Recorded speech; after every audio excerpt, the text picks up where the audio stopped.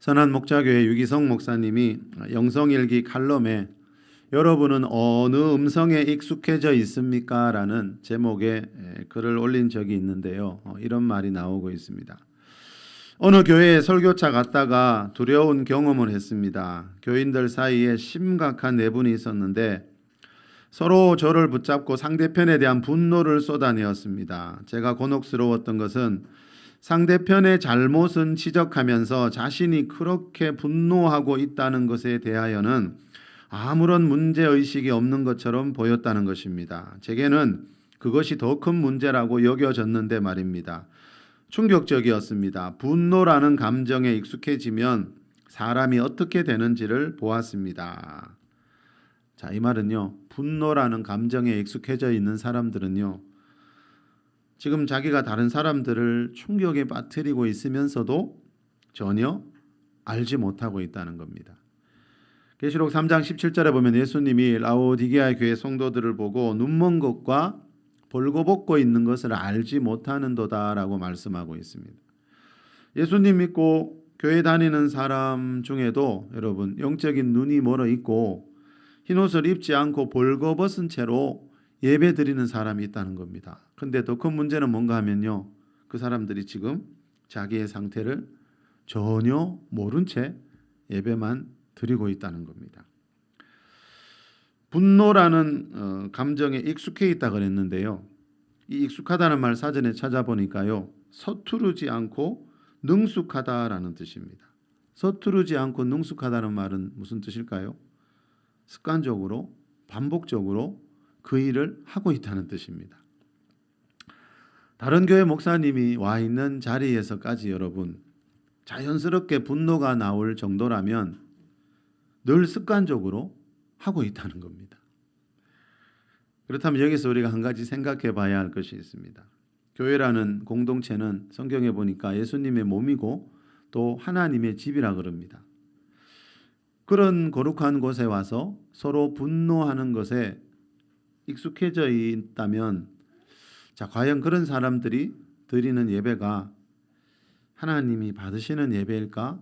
우리는 한번 생각해 봐야 된다는 겁니다. 자, 이 문제에 대한 답은 우리가 창세기 4장 5절을 보면 알 수 있습니다. 가인과 그의 재물은 받지 아니하신지라 가인이 몹시 분하여 안색이 변하니. 가인이요, 동생 아벨처럼 재물 드리면서 제사 드렸는데 하나님이 받지 않았대요. 자, 이곳에서만이 아니고 성경 곳곳에 보면 하나님께 무수한 제물을 드리면서 제사를 드렸는데 하나님이 받지 않았다고 하는 곳이 많이 나오지요. 자, 여러분, 이 가인이 예배가 연락이 안 되니까 무슨 일이 있었지요? 마음에 분노가 일어났대요.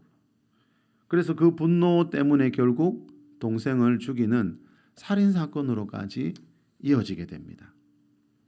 시편 29편 11절에 보면요, 여호와께서 자기 백성에게 평강의 복을 주시리로다 그랬습니다. 하나님은 자기 백성에게, 하나님을 예배하는 예배자들에게 평강의 복을 주시는 분인데, 예배 드린 후에 분노가 남아 있다는 말은요, 예배 드린 후에 분노하고 있다는 말은 예배는 드렸지만 지금 그 예배가 하나님께 올라가지 않고 있다는 뜻입니다. 하나님의 임재 없는 예배를 드리고 있다는 뜻이지요.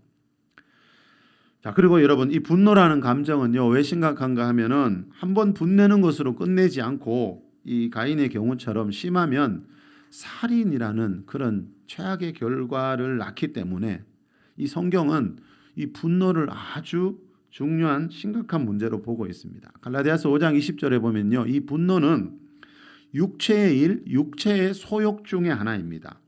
자, 예수님 믿는 사람들이요, 분노에 익숙해 있다는 말은 뭔가 하면은요, 성령을 따라서 살면서 사랑과 희락과 화평 같은 성령의 9가지 열매를 지금 맺고 있지 않고 여전히 세상 사람들처럼 육체의 소욕을 따라서 죄악의 열매들을 맺고 있다는 겁니다. 갈라디아서 5장 21절에 보니까요, 바울은 분내는 것을 하나님 나라를 유업으로 이어받지 못하게 하는 아주 심각한 죄 중에 하나로 보고 있습니다. 요즘은 이렇게 믿는 사람들이 별로 없지만 말입니다. 물론 에베소서 4장 26절에 나오는 분을 내어도 죄를 짓지 말라는 말에서 알 수 있듯이 모든 분노가 다 죄는 아닙니다. 그렇지만 분명한 것은 이 갈라디아서 5장에 나오는 이 사도 바울의 말씀을 보면 이 분노에 익숙해져 있는 상태가 얼마나 위험한 것인지, 하나님의 나라를 유업으로 이어받지 못하게 만들 정도로 심각한 문제라고 사도 바울은 말씀하고 있습니다. 여러분, 우리가 어떤 문제 때문에 분노할 수 있는데, 그죠? 중요한 것은 그 분을 다음 날까지 해가 지도록 분을 품고 있는 것이 굉장히 위험하다는 겁니다. 왜요? 해가 지도록 분을 품지 말고 마귀에게 틈을 주지 말라, 이렇게 말씀합니다. 자, 우리가 분노한 채로 잠자리에 들고 그 분노가 하루 이틀 이어져 가는 것은 마귀가 다가올 수 있도록 문을 열어주는 행위이기 때문에 그만큼 위험하다는 겁니다. 다시 말하면 이 분노라는 감정은 마귀가 아주 좋아하는 모기입니다.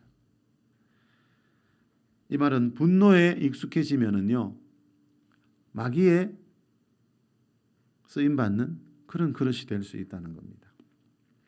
자, 사람은 누구나 최초의 사람 아담이 물려준 죄성을 가지고 태어나기 때문에요, 분노하면서 사는 것이 당연합니다. 작은 일에도.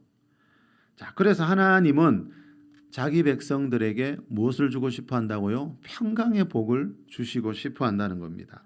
자, 자기 백성들에게 평강의 복을 주시는 하나님을 믿고 있고 예배하고 있는데 분노가 여전히 남아 있다는 것은, 이거는 좀 뭔가 앞뒤가 맞지 않는 이야기입니다. 그렇죠? 자, 이 분노라는 부정적인 감정, 자, 이런 부정적인 감정을 사도 바울은 굉장히 중요하게 여겼습니다. 자, 천국에 들어가지 못할 정도의 문제로 여겼는데, 문제는 지금은 그렇게 믿는 사람들이 많지 않다는 겁니다.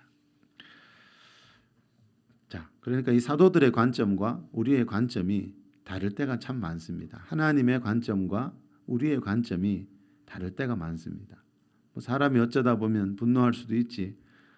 우리는 그렇게 생각하는 경향이 많지만, 이 분노는 마귀를 불러들이는 일이고요, 이 분노는 하나님의 나라에 들어가지 못하게 만들 만한 그런 중요한 문제인데, 그렇게 생각하는 사람들이 많지 않다는 겁니다. 자, 그러다 보니까 하나님의 집인 교회에 와서조차 분노하는 일에 익숙해져 있는 사람들이 많다는 겁니다. 자, 한 번 구원이 영원한 구원이라면요, 교회에서 분노를 하든 무슨 죄를 짓든 큰 문제 없겠죠, 여러분. 천국 가는데 지장이 없겠지만, 그죠?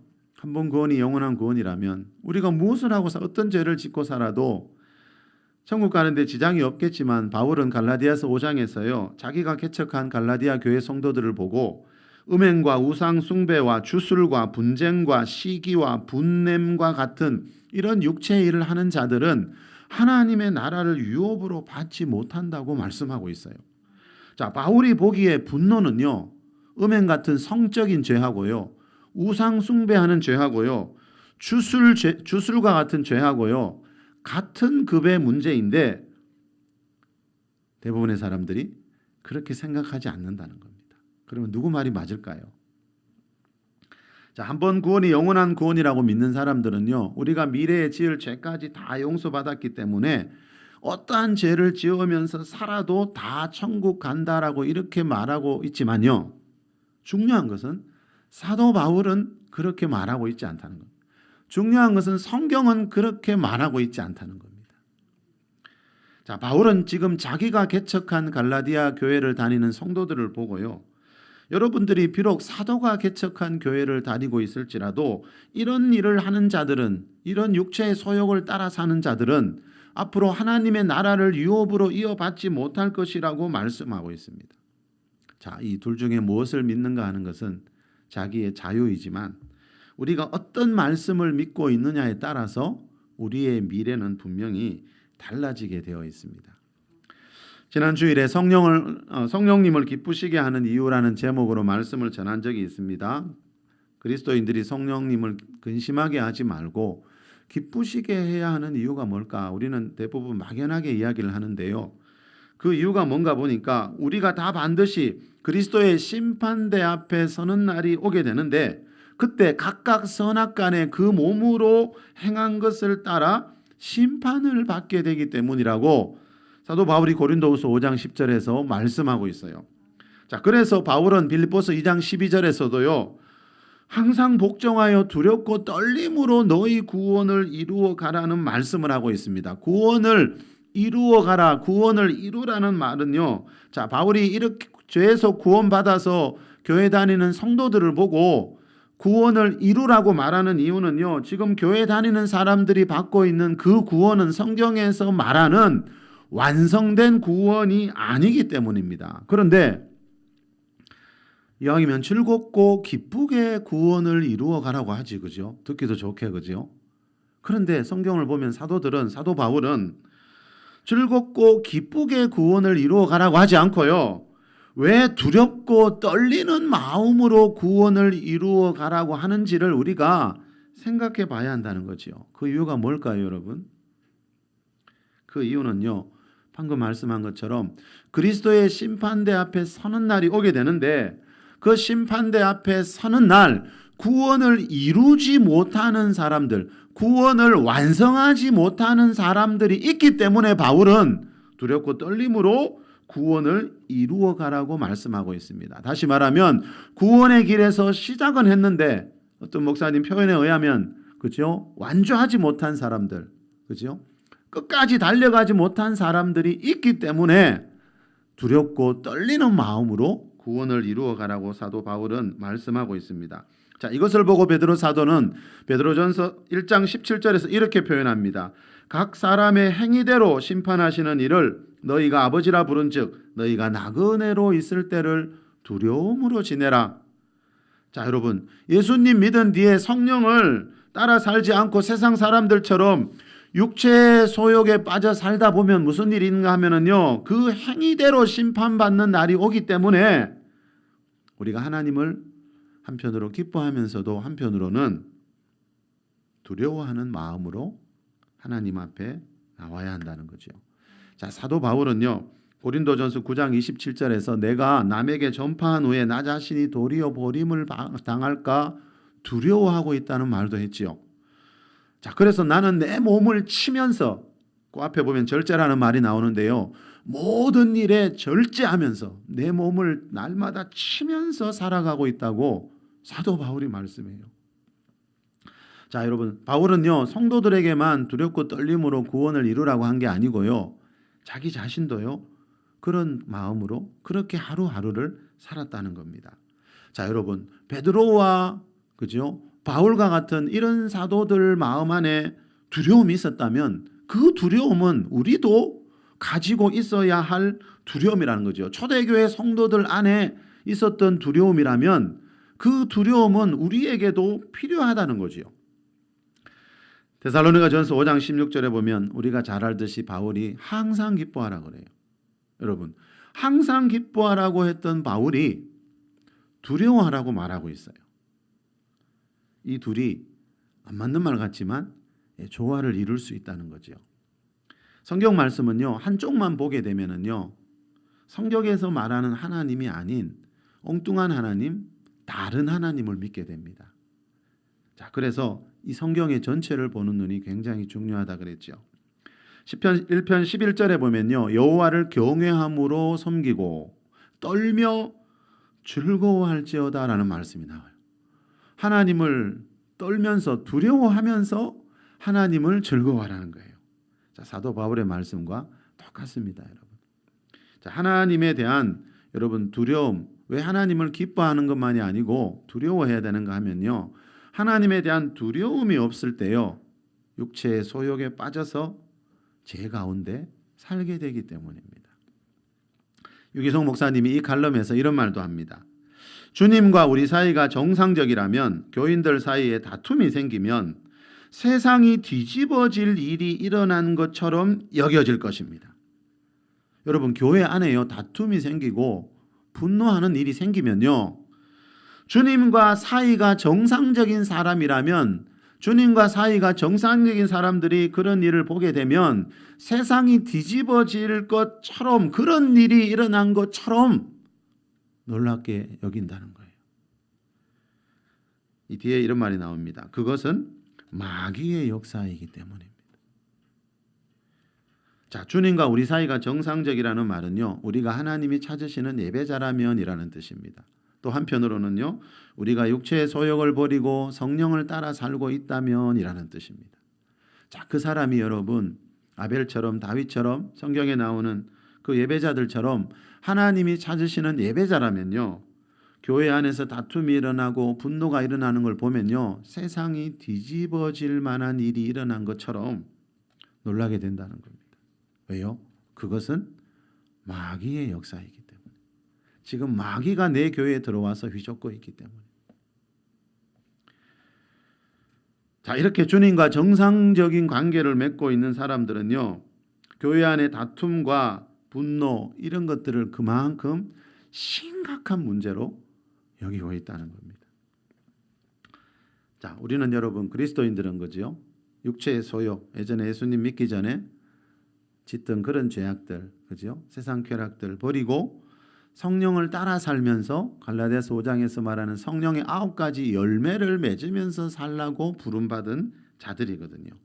그런데 여전히 마귀를 따라서 죄악의 열매들을 맺으면서 살아가는 경우가 성경에도 보니까 너무 많이 나오고 있습니다. 대표적인 사람이 누군가 하면요, 오늘 본문에도 나오는 좀 전에도 말씀드린 이 가인이라는 사람입니다.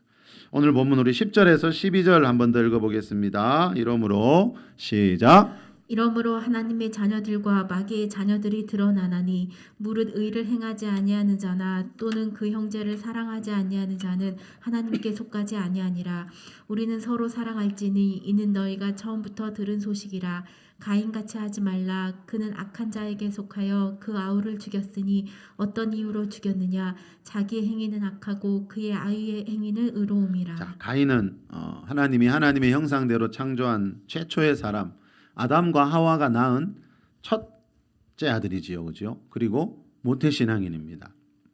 하나님을 믿는 가정에서 태어났기 때문에요, 동생 아벨하고 제사를 드리면서 살았습니다. 그런데 이 가인의 제사를 하나님이 받지 않으셨다 그랬죠. 자, 그 이유가 뭔지 이 사도 요한이 가르쳐주고 있습니다. 12절에 가인같이 하지 말라. 그는 악한 자에게 속하여 그 아우를 죽였으니. 그는 악한 자에게 속해 있었어요. 겉으로 볼 때는 믿는 가정에 태어나서 제사 드리고 있는 거 보면 하나님께 속한 사람 같은데, 그는 악한 자에게 속해 있었기 때문에 하나님이 그 제사를 받지 않았다는 겁니다. 참 이해하기 어렵지만요, 너무 안타까운 일이지만요, 자, 하나님께 제사는 드리고 있는데 하나님을 믿는 가정에서 태어나서 악한 자에게 속해 있을 수 있습니다. 이 악한 자는 어떤 사람을 말하는 게 아니고요, 그 앞에 10절에 나오는 세상의 신인 마귀를 말합니다. 그렇죠? 그 말씀을 따라서 잘 읽어보세요. 지금 이 사도 요한이 말하는 이 악한 자는 어떤 사람을 말하는 게 아니고 그 앞에서 말하는 마귀라는 걸 알 수 있습니다. 자, 10절 말씀처럼 하나님의 자녀와 마귀의 자녀들은 드러나게 되어 있습니다. 그런데 여러분 꼭 기억해야 될 것은요, 제사를 통해서 다 드러나지 않는다는 겁니다. 그 사람이 제사 드리고 있다고 해서, 예배자라고 해서, 교회 다닌다고 해서 무조건 하나님에 속한 사람은 아니라는 겁니다. 가인처럼 제사는 드리고 있어도 뭐라 그랬지요? 의를 행하지 않는 자나 또 그 형제를 사랑하지 않는 자는 하나님께 속하지 아니하였다. 그러면 이 말은 마귀에게 속한 자라고 말씀하고 있습니다. 자, 우리가 보는 관점, 사람을 보는 관점하고 이 사도들이, 그죠? 성경의 저자들이 사람을 보는 관점은 이렇게 다를 때가 많다는 것을 우리가 기억해야 합니다. 우리 13절, 14절로 내려갑니다. 시작. 형제들아, 세상이 너희를 미워하여도 이상히 여기지 말라. 우리는 형제를 사랑함으로 사망에서 옮겨 생명으로 들어간 줄 알거니와. 사랑하지 아니하는 자는 사망에 머물러 있느니라. 자, 생명과 사망이라는 말이 나오는데요, 이 생명은 예수님 안에 있는 영원한 생명을 말하고요, 이 사망은 계시록 20장 14절에 나오는 둘째 사망, 즉 영원한 사망으로 가는 것을 말합니다. 자, 사랑하지 아니하는 자는 그랬지요, 여러분. 사랑하지 아니하는 자는 14절에, 자, 이 말은 비록 그 사람이 가인처럼 예배자라 할지라도, 교회 다닌다 할지라도 사랑하면서 살지 않는 자는 아직 생명의 길로 들어온 자가 아니다라고 말씀하고 있습니다. 이 말씀을 보면 여러분, 교회 안에 있지만, 교회 다니지만 분노에 익숙해 있다는 것이 얼마나 위험한 상태인지를 이 오늘 말씀들이 가르쳐주고 있습니다. 유기성 목사님이 우리 서로 사랑하자라는 책에서는 이런 말을 하고 있습니다. 우리가 전도할 때 예수님 믿으면 구원받습니다, 믿기만 하세요라고 전하는 것은 틀린 말은 아닙니다. 그러나 믿기만 하면이라는 말은 입술로 인정하거나 동의한다는 것만이 아닙니다. 예수를 믿은 사람에게는 예수를 믿은 증거가 나왔는지를 확인해야 합니다. 그 증거는 사랑입니다. 이 사람이 정말 예수님을 영접했는지는 사랑을 보면 압니다. 예수님을 영접했다는데 사랑이 없으면, 사랑하지 않는다면 거짓말하는 것입니다. 예. 자, 오늘 본문이 말하는 것도 이 목사님 말씀과 똑같습니다. 그렇죠? 자, 가인처럼 하나님 믿는 가정에서 태어났고 하나님께 제사도 드리고 있지만 이런 사람이 다 생명을 가진 사람은 아니라고 분명히 말씀하고 있습니다. 자, 생명을 가진 자라는 증거가 뭐라고요?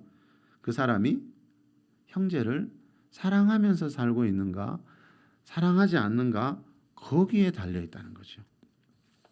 케네스 목사님이 사랑이라는 책에서 이런 말을 합니다. 사랑은 하나님의 본성이다. 우리가 거듭날 때 성령으로 말미암아 하나님의 사랑이 우리 마음에 부어졌다. 하나님의 사랑으로 행하기만 하면 가정에서 우리의 모든 문제가 해결된다. 교회의 문제들도 다 해결이 된다. 그렇기 때문에 하나님의 사랑을 인생의 위대한 목적으로 삼아야 한다고 성경은 말한다. 자, 여러분, 이 말은 사랑의 하나님을 믿고 있는 사람들은 인생의 목표가 사랑이어야 된다는 거죠. 참 이 성경이 그죠? 이렇게 강조하고 있지만 우리의 현실을 보면 교회 안이조차 그죠? 이러지 않을 때가 참 많다는 겁니다. 자, 여러분, 하나님을 믿고 있는데 왜 삶이 변하지 않느냐고 하는 사람들이 참 많더라고요. 그 답이 여기 있습니다, 여러분. 하나님을 믿는다고 해서 내 인생의 문제들이 다 사라진다고 성경은 말하지 않습니다. 그렇죠? 그런데 사람들이 그렇게 오해합니다. 자, 하나님을 믿을 때는 무슨 일이 난다 했죠? 하나님을 믿고 하나님의 아들 예수님을 믿을 때 일어나는 일은 뭐라 그랬죠? 죄에서, 최초의 사람 아담과 하와가 물려준 그 원죄에서 구원을 받게 되는 겁니다. 그렇죠? 자, 하나님을 믿을 때, 예수님을 믿을 때 일어나는 일이 있고, 예수님 믿고 난 뒤에 하나님 말씀대로 살아갈 때 일어나는 일이 있는데 대부분 사람들이 이것을 잘 구별하지를 못하더라는 거죠. 그래서 내가 교회 오래 다녔는데 왜 아무런 복도 없냐고, 아무런 변화가 없냐고 그렇게 말하고 있다는 겁니다. 자, 성경에서 말하는 하나님은 사랑의 하나님이기 때문에요. 사랑이 그 사람의 인생의 목표가 될 때, 하나님 믿고 난 뒤에 하나님의 사랑을 받아서 하나님 믿고 난 뒤에 이 사랑이 인생의 위대한 목표가 될 때, 그때 하나님이 그 가정의 일, 모든 일에 개입하시고 일하시게 된다라는 거죠. 골로새서 5장 5절에 보면 성령으로 말미암아 하나님의 사랑이 우리 마음에 부은 바 됨이니, 성령으로 말미암아 이 말은 우리가 성령으로 거듭날 때 예수님 처음 믿고 성령으로 허물과 죄로 죽어있던 내 영혼이 성령으로 내 영이 거듭날 때, 자, 그때 일을 말하는 겁니다. 자, 내 영이 성령으로 거듭나는 순간에 무슨 일이 있었습니까? 성령님이 내 안에 들어오시잖아, 그죠? 자, 그때 하나님의 사랑이 내 안에 부어졌다는 거죠. 그래서 영이 거듭난 그리스도인이라면 누구나 그 안에 하나님의 사랑이 부어져 있기 때문에 하나님의 사랑으로 살 수 있다는 거죠. 단, 내 안에 부어져 있는 사랑을 끄집어내는 것은 내가 내 의지로 해야 한다는 거죠. 우리 사람은 리모컨으로 조정하는 여러분 기계나 로봇가 아니거든요. 하나님이 처음 만드실 때부터 우리에게 자유의지라는 걸 주셨잖아요. 그래서 아담과 하와가 선악과를 따먹을 수도 있고 따먹지 않을 수도 있었어요. 그래서 하나님은 그거 따먹지 말라고 했는데 아담과 하와가 자유의지로 자기의 의지로 그것을 따먹었습니다. 자, 우리 안에 있는 이 자유의지를 사용해서 내가 예수님 처음 믿을 때 성령님이 내 안에 들어오시면서 그죠? 내주하시면서 하나님의 사랑을 부어 주셨는데 자, 그 사랑을 끄집어내는 것은 내가 내 의지로 해야 한다는 거죠.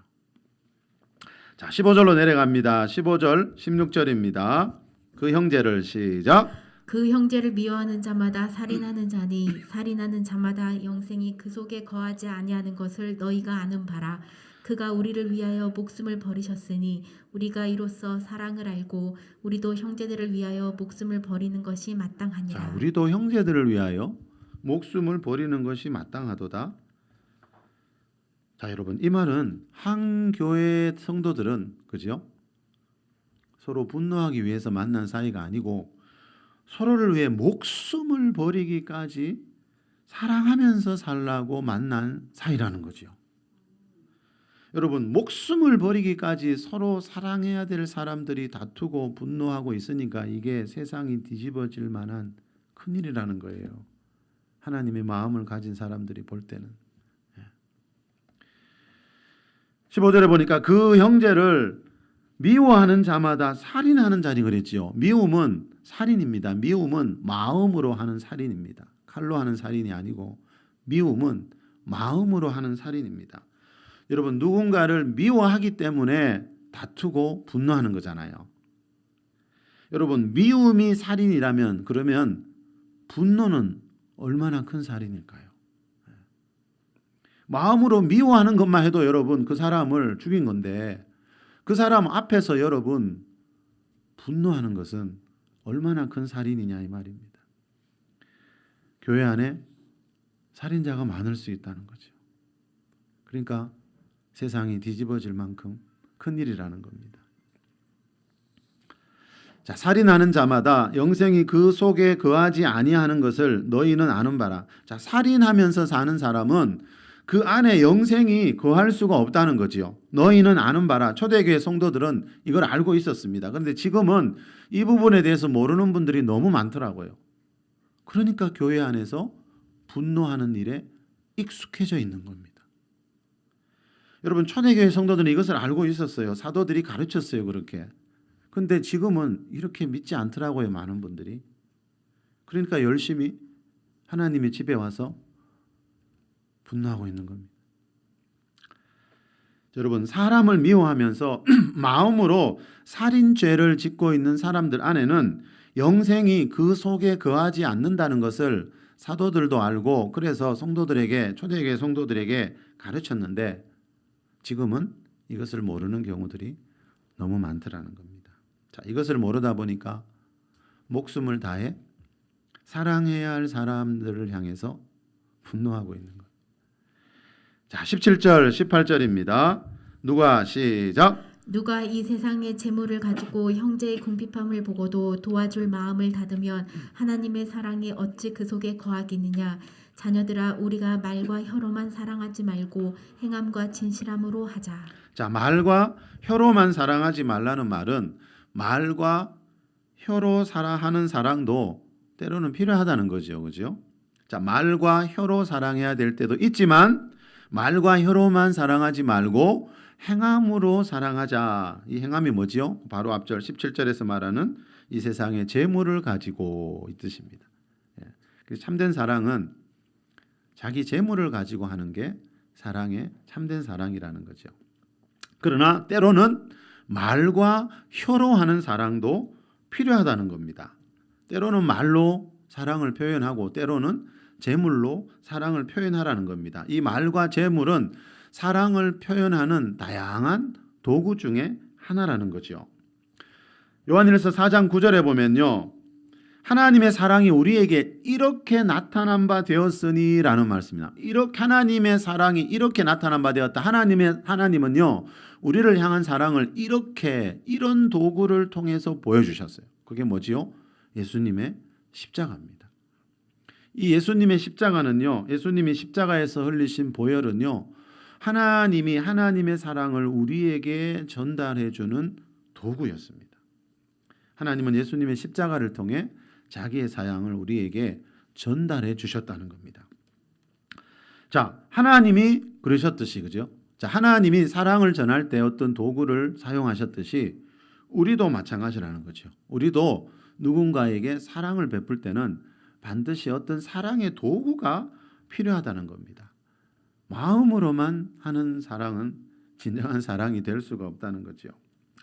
지난주일 오전에 에베소서 4장 29절에 나오는 더러운 말은 입 밖에도 내지 말고 선한 말을 하여 듣는 자들에게 은혜를 끼치게 하라는 말씀을 살펴봤습니다.